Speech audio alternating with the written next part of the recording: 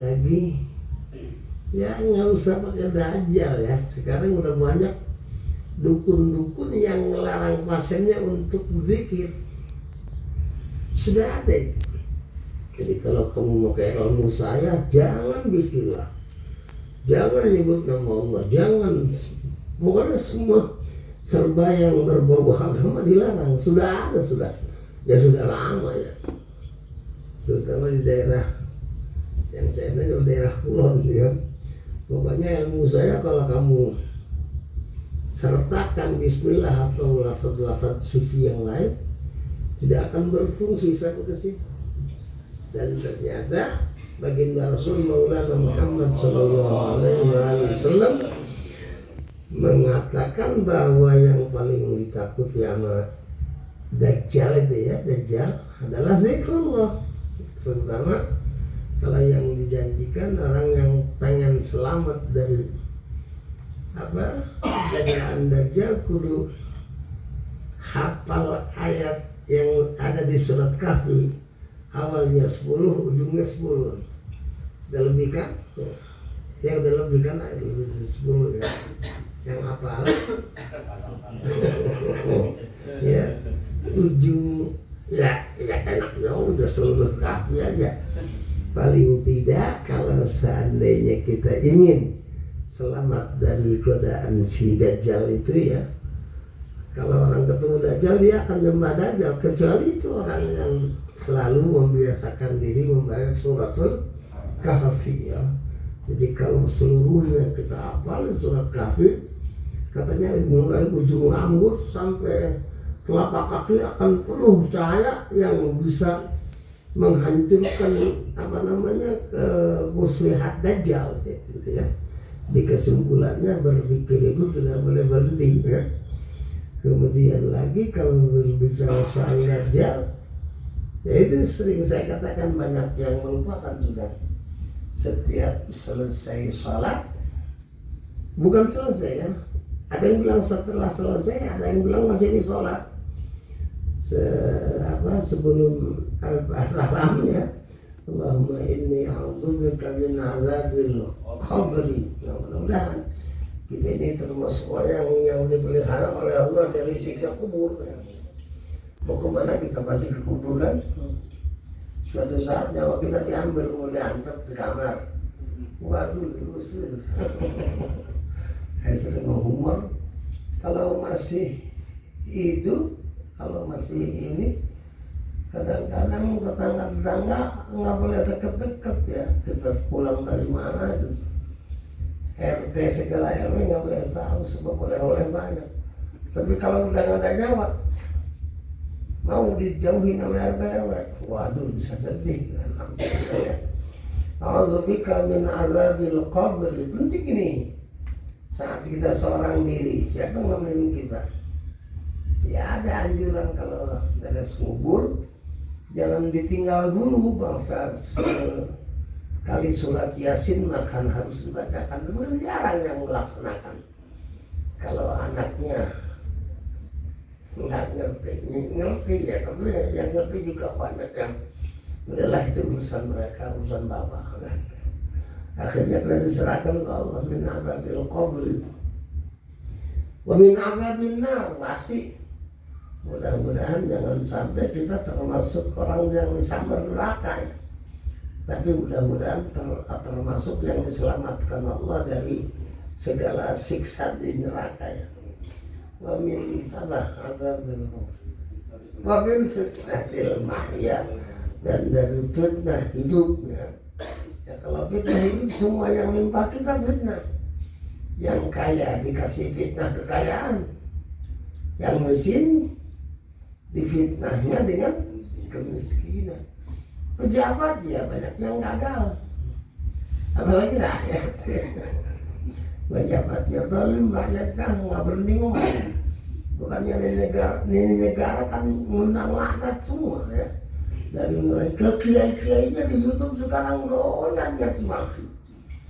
Jadi rada jarang yang murni dakwah, bukan nggak ada. Rada jarang yang murni dakwah. Yang ada ya konten-konten saling menjelekan. Wahabi, Syiah, apalagi Mu'tazilah. Ini yang benar yang mana? Wallahu a'lam bishawab, yang paling tahu dengan yang benar ya Allah ya. Jadi saya sering bilang kita ini salah kaprah. Kita ini disuruh sama Allah untuk menjadi yang terbaik dalam beramal ya. Liyabluwakum ayyukum ahsanu amala. Jadi untuk mencoba kita siapa di antara kita yang paling baik. Kita bukan sibuk memperbaiki diri, malah sibuk menilai diri orang ya. Iya, karena kita sadar ya, kadang-kadang kita malah nggak masuk itu diri kita mah. Tapi orang kita liatin tuh anak mungkin kuat, mungkin bagus. Kenapa lu sekarang nggak ngalahin dia dalam bagus? Ada lagi yang tuh anak sekarang mungkin jelek, lu juga lebih jelek. Sebab mikirin kejelekan dia kan gitu. Yang padahal liyabluwakum ayyukum. Siapa di antara kalian yang paling baik, bukan siapa di antara kalian yang menilai orang yang buruk dan baik kan. Akhirnya wahuwal azizul ghafur. Bagus kita punya Allah, punya sifat aziz, maha mulia ya, maha memaksa. Kalau Allah sudah berkehendak, tidak satu pun yang dapat mencegah apa yang menjadi keinginan Allah. Kemudian yang paling enak lagi Al-Ghafur ya. Allah itu maha mengampuni, sampai kata Nabi, kalau lu jadi orang, saya ulang lagi, kalau lu jadi orang sekarang tidak berbuat dosa, maka Allah akan ciptakan makhluk lain yang doyan berbuat dosa. Kenapa? Sebab kalau lu sekarang tidak pernah berbuat dosa, sementara Allah itu punya sifat Ghafur, maha pemaaf, maha pengampun. Ya nggak kelihatan orang lu nggak dosa. Tapi kalau hambanya berdosa kemudian istighfar, maka siap kata Allah, sebesar apapun dosa kamu akan aku ampuni dengan catatan satu, ala tusyriku billah ya, jangan sampai menduakan Allah. Ini kadang-kadang menduakan Allah takut kita kejauhan. Percaya sama dukun, percaya sama ya yang dekat aja, percaya sama dokter bisa menyembuhkan, itu musyrik. Percaya sama nasi bisa ngasih kenyang, dia milik musyrik. Sebab segala sesuatu tidak terjadi kecuali dengan izin Allah. Kenyang dari Allah, kemudian sehat dari Allah. Segala sesuatu semuanya kehendak Allah. Ma syaa kana wa ma lam yasha lam yakun, wala haula wala quwwata illa billahil aliyyil azim. Itu alangkah indahnya kita berzikir sambil mengerti makna ya. Makanya Imam Syafi'i, Imam Nawawi, Syekh Nawawi ya, dalam Kasyifatus Saja mutlak beliau mengatakan la yusabu zakirun al kok jadi ngaji apa ini? La yusabu zakirun ala zikri illa arafa idza arafa ma'nahu walau ijmalan ya, di Kasyifatus Saja. La yusabu artinya tidak dikasih pahala, apalagi yang lain-lain berkehendak segala macam itu ngikut kan.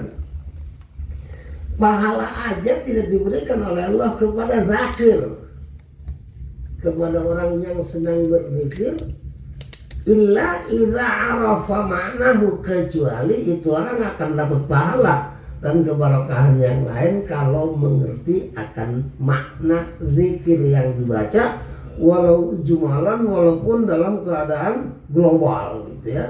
Jadi seandainya kita berzikir panjang lebar tapi nggak ngerti menurut keterangan ini, ya percuma ya. Makanya saya nantangin kalau seandainya ini nanya ya, jangan ada perasaan gini. Kemarin gue udah nanya, pengen nanya lagi dah. Kenapa kok lupa lagi gua? Nggak apa-apa. Memang saya juga kadang-kadang sadar disebut guru tapi banyak lupa.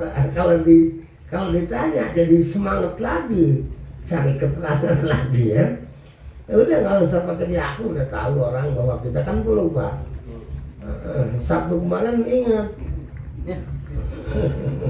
Sabtu ini nggak tahu udah yang penting hadir, nggak enak mabi.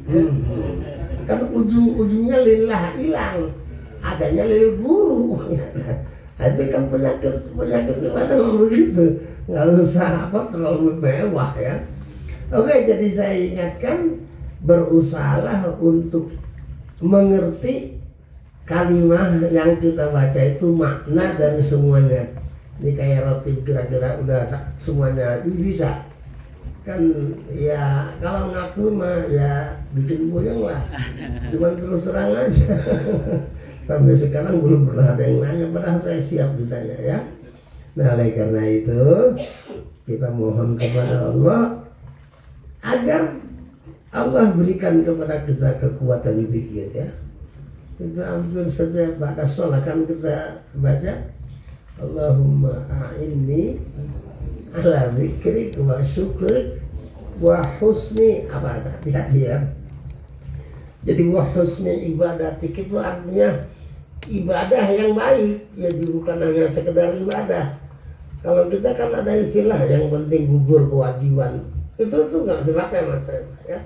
Sebab yang kita kepengen husnul ibadah, ya husnul ibadah itu dari mulai ngucapinnya, dari mulai kalimahnya, kemudian hatinya juga harus hadir. Itu semuanya memenuhi persyaratan husnul ibadah, dan itu yang kita minta kan. Setiap disolat kan Allahumma inni ala dzikrika wa syukrika wa husni ibadatik. Yakinlah mulut kita tidak akan bisa mengucapkan kalimah yang thayyibah kecuali dengan kekuatan dari Allah. Ngumpul dalam kalimah la haula wala quwwata illa billah. Buktinya kalau kita dengar azan hayya 'alas shalah, siapa yang bisa salat kalau nggak ditolong oleh Allah? Hayya 'alal falah, siapa yang bisa bahagia kalau di sana tidak ada pertolongan Allah ya. Jadi mohon maaf, jadi padahal lagi kurang fit ini badan ya, apa namanya, terutama suara. Tapi ternyata menyita waktu agak lama, minta maaf. Sekarang sebagai rasa terima kasih kita ya dibaca, siapa yang baca, siapa aja gerak wahid ya gerak. الفاتحة إلى روح سيدنا وحبيبنا وشفيعنا رسول الله محمد بن عبد الله صلى الله عليه وآله وأصحابه وأزواجه وذريته بأن الله يعلي درجاتهم في الجنة وينفعنا بأسرارهم وأنوارهم وعلومهم في الدين والدنيا والآخرة